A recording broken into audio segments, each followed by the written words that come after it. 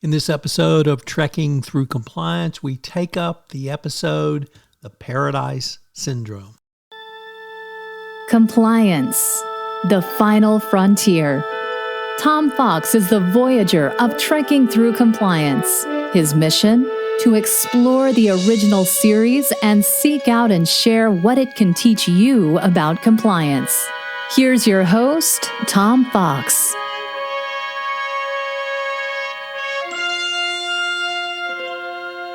Trekking Through Compliance, Episode 54, The Paradise Syndrome.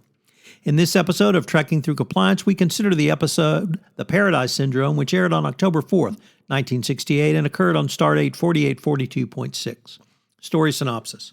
Kirk, Spock, and McCoy beam down to a planet about to be destroyed by an asteroid as big as the Earth's moon, which is on a collision course with the planet.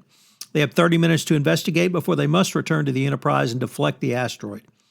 They beam down in the middle of a pine forest next to a lake and rightfully wonder at the astronomical chances that another planet should have developed so similarly to Earth. They soon discover an obelisk, which is made of an alien metal resisting sensors and which is inscribed with inscrutable alien writing. Yet, in another amazing coincidence, they find the planet is inhabited by a group of American Indians consisting of Navajo, Mohican, and Delaware tribes.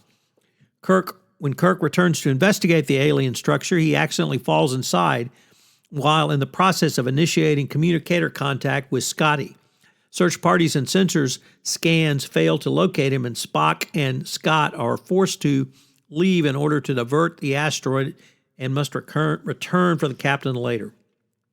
Inside the alien structure, Kirk's memory is erased and he can no longer remember who he is or what his instruments do. When he finds his way out of the structure, he is discovered by the Indians, leaving an offering at the temple and is taken for a god.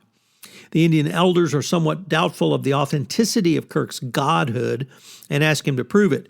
When a drowned boy is brought before the elders, Kirk practices mouth-to-mouth resuscitation and brings him back to life.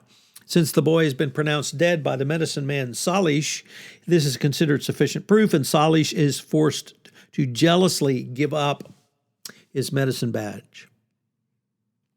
Meanwhile, the Enterprise makes it back to the deflection point and attempts to push the asteroid off course. However, the Enterprise suffers from mechanical problems and loses power before it can sufficiently deflect the asteroid. Salish's jealousy is increased when his betrothed, Miramanee, the chief's daughter, tells him she cannot marry him because she is now betrothed to the new medicine man Kirok, the name for Kirk. She asks Kirk to set the joining day, and he, oblivious of the oncoming asteroid, settles on tomorrow. Nothing like a short June to June romance. In short order, he gets Miramanee pregnant, and he is attacked by Salish, who discovers that he bleeds and therefore cannot be a god. Kirk also discovers that the secret of the temple has been lost because Salish's father died before passing it along to his son. Meanwhile, Spock attempts to fragment the asteroid with phasers, but blows out most of Mr. Scott's circuits in the process. He then retreats in front of the asteroid despite Scotty's pronouncement that he can do nothing to fix the damage without the help of a starbase. Spock blames himself for Kirk's marooning and the failure to destroy the asteroid and refuses to eat or sleep until he has solved the mystery of the obelisk. On the planet, the winds begin blowing fiercely and the scars begin to darken. The Indians tell him he must go to the temple and stop the natural phenomenon before the earth begins to tremble. Kirk finally agrees, but can do nothing since he does not know how to get inside. In contrast to Kirk's befuddlement, Spock discovers the symbols on the obelisk are musical notes left behind by a super race known as the Preservers. The Preservers pass the galaxy, rescuing primitive cultures in danger of extinction, and the obelisk is a giant asteroid deflector. Meanwhile, Kirk and Miramanee are stoned by the Indians at the temple when Kirk is unable to get inside. McCoy and Spock beam down and frighten off the Indians, but Miramanee has been mortally wounded. Spock uses a Vulcan mind fusion on Kirk and manages to restore his memory. When he activates his communicator and says Kirk Enterprise, a sliding panel opens up and grants them access to the obelisk. Inside the temple, Spock is able to read the symbols and activate the asteroid repulsion beam. So, what are the fun facts for this episode? From a comment on missionlog.com, it read, quote, To go into complete speculation, what if some of the preservers had stayed behind with the people they relocated? The tribe's first medicine chief would have been one of them, and the machine selectively erasing his or her memory to wipe out most things that didn't fit with the new lifestyle, but leaving the knowledge of how to operate the asteroid basher. Well, that's as good a reason as any as I can think of. Once again, we have a critique of this episode, this time coming from author David Leonard Bernardi, who said, in Star Trek in History, Racing Towards a White Future, the Paradise Syndrome stereotypes Native Americans as noble savages and whites as normal and even divine. Miramanee cannot figure out how to pull Kirk's shirt off as she cannot find any lacing. She is portrayed as simple-minded, not that bright, according to Bernardi. This is not the case with Kirk. Moments before, he has fashioned a lamp from an old piece of pottery and saved a boy using mouth-to-mouth resuscitation. Despite his amnesia, he is shown as naturally superior.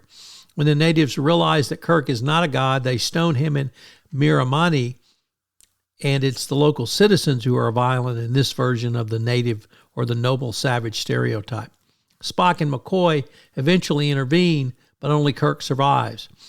In this take on a standard white-red miscongeneration narrative, the native girl dies so that Kirk, the white male hero, isn't shown unheroically and immortally leaving her and their unborn baby behind. That's quite a critique. So what are the compliance takeaways from this episode? Well, Kirk as Kurok creates a remarkable experience for the Indians, and it led me to think about how can you create a remarkable compliance experience? Well, I think a remarkable experience, if I can borrow from my friend Jared Morris, really has 4 elements. 1, authenticity. 2, usefulness. 3, sustainability. And 4, profitability. Authenticity boils down to knowing yourself, knowing your audience, and understanding the intersection between the two. Usefulness means you give your audience useful information. Sustainability is show up reliably, and show up again. And profitability, of course, is using the information for profit, whether that be monetary profit or other gain. I would next like you to think about the CCO position as a compliance project sponsor. How do you get a life cycle, or rather, what's the life cycle of a project? Well, you have the initiation stage, the planning stage, the execution stage, and the closing stage. What is your role as the Chief Compliance Officer or a compliance professional for executing projects? If you think about what you do as a Chief Compliance Officer, project execution is really one of the top. So I would encourage you to think about project execution. You might even want to think about taking some project management courses. They could certainly help you as a compliance professional going forward. And finally, the lesson drawn from this episode is that compliance must widen its circle. Here, Kirk clearly had a circle with Miramanee and her friends, but he really needed to widen his circle to convince the rest of the tribe that he really could be a medicine man going forward. Of course, if he'd done that, that might have been an early into season 3, but he didn't, and he was stoned for his effort. I hope you will join me again tomorrow on Trekking Through Compliance when we review what I think is the worst TOS episode, And the Children Shall Lead. If you enjoyed this episode of Trekking Through Compliance, you can help it grow by sharing it with the biggest Trek fan you know.